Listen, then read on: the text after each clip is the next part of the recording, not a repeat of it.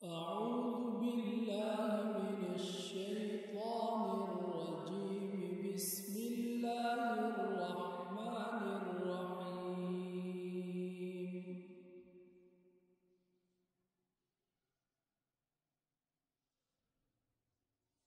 وقال الذين كفروا لا تسمعوا لهذا القرآن والغوا فيه لعلكم تغلبون.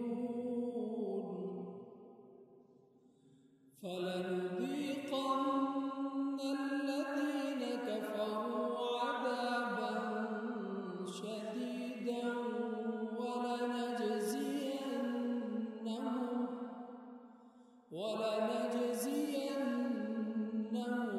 أسوأ الذي كانوا يعملون.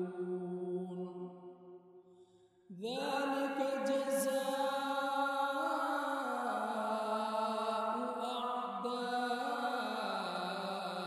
الله النار لهم فيها دار الخلد جزاء بما كانوا بآياتنا يجحدون. وقال الذين كفروا ربنا أرنا الذين أضلانا من الجن والإنس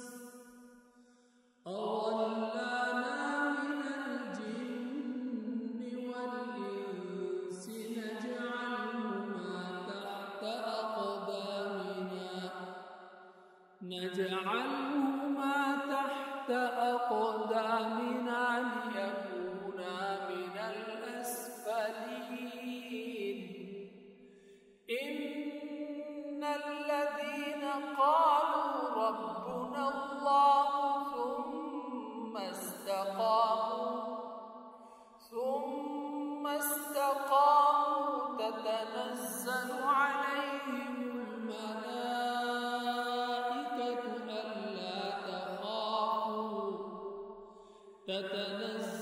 عليهم الملائكة ألا تخافوا ولا تحزنوا وأبشروا بالجنة التي كنتم توعدون. نحن